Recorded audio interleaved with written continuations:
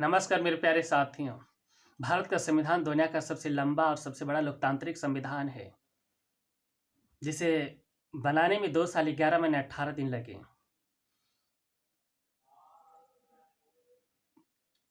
दुनिया का कोई भी शासन हो, राजतंत्र हो, कुलीन तंत्र हो, लोकतंत्र हो, चाहे दुनिया का कोई भी धर्मशास्त्र, कोई भी ग्रंथ हो, स्वतंत्रता, समता और बंधुता के बगैर कभी अमर मूल्य स्थापित नहीं कर सकता। जबकि हमारी संविधान सभा के महापुरुषों ने 389 महापुरुषों ने, उसके अध्यक्ष बाबा साहब भीमराव अम्बेडकर ने अपने योगदान से स्वतंत्रता, समता और बंधुता का अमर मूल्य इसमें स्थापित करके दुनिया में एक गौरव स्थापित किए। संविधान के गौरव को स्थापित तो किए है, उसके साथ साथ इनका गौरव भी स्थापित हुआ।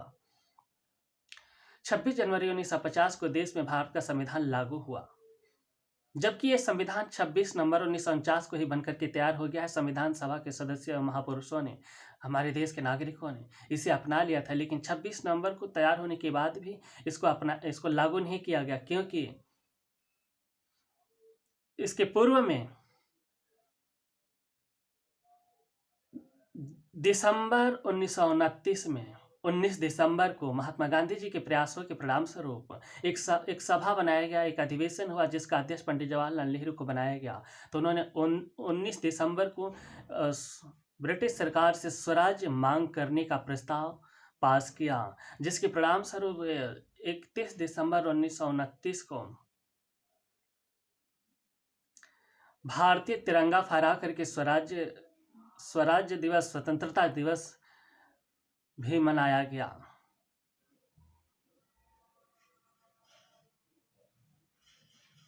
उसके बाद 26 जनवरी को जब ब्रिटिश सरकार ने भी इस प्रस्ताव को स्वीकार नहीं किया, 26 जनवरी के पूरे देशवासियों ने मिलकर के इस सभा के द्वारा स्वतंत्रता दिवस मनाया, और उस प्रतिवर्ष स्वराज्य के अवसर पर स्वतंत्रता दिवस मनाने का शुभारंभ हुआ। इस तिथि को महत्व देने के लिए जो है कि 26 नवंबर को संविधान तैयार होने के बावजूद भी, अपनाने के बावजूद भी 26 जनवरी 1950 को संविधान लागू हुआ, और उस दिन गणतंत्र दिवस मनाने की शुरुआत हुई। जबकि तब तक 26 जनवरी को स्वतंत्रता दिवस मनाया जाता था, 15 अगस्त को नहीं मनाया जाता था। तो जब गणतंत्र दिवस मनाने की शुरुआत 26 जनवरी को हो गई, तो जो स्वतंत्र दिवस 26 जनवरी को मनाया जाता था, वो 15 अगस्त को मनाया जाने लगा। अब हम ये कहेंगे कि 26 नवंबर को संविधान तैयार हो गया, संविधान सभा के महापुरुषों ने अपना लिया। तो उस तिथि को महत्व देने के लिए 2015 में 11 अक्टूबर को माननीय प्रधानमंत्री नरेंद्र मोदी जी मुंबई में बाबा साहब भीमराव अम्बेडकर की 125वीं जयंती के वर्ष में एक भाषण के दौरान उन्होंने कहा कि 26 नवंबर को प्रतिवर्ष संविधान दिवस मनाया जाएगा,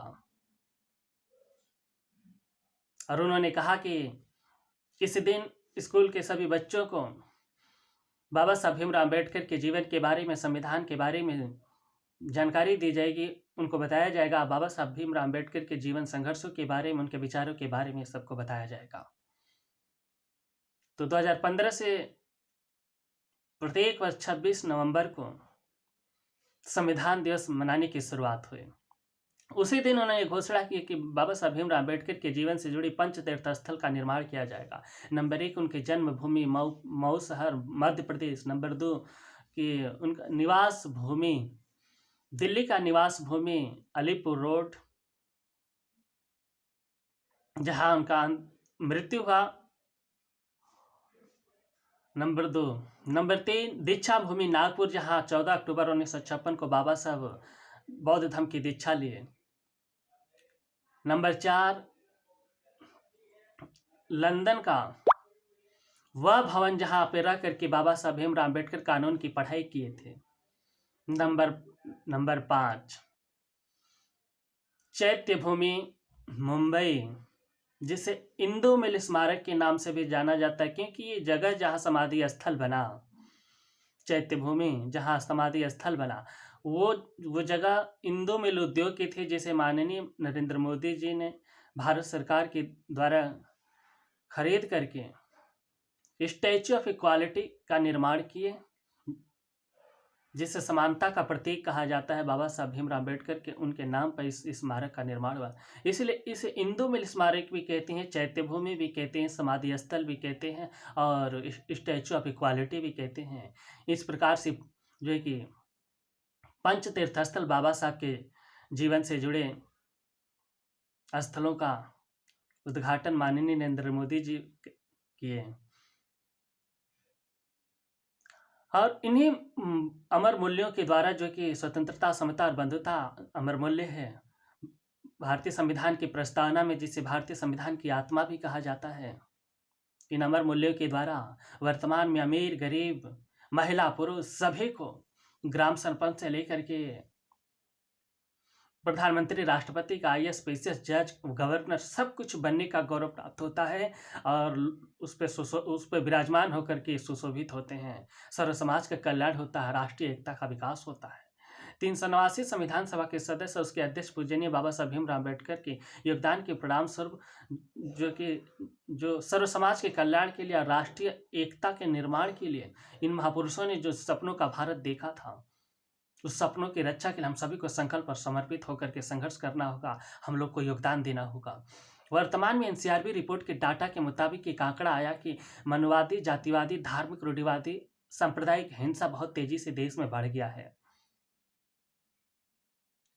इस विचारधारा के सभी लोगों को ये जानना चाहिए कि संविधान सभा में तो सभी जाति के लोग थे, सवर्ण समाज भी था, OBC समाज भी था, ST समाज भी था, SC समाज भी था, माइनॉरिटी भी था, लेकिन उन लोगों ने जिस धार्मिक रूढ़िवादिता से, जातिवाद से और मनुवाद से, सांप्रदायिकता से मुक्त होकर के राष्ट्रीय एकता के निर्माण के लिए सर्व समाज के कल्याण के सपनों का भारत इन्होंने देखा और जो एक स्वतंत्रता, समता और बंधुता के आधारशिला पर एक जो है कि दुनिया का सबसे लंबा और लोकतांत्रिक संविधान का निर्माण किया,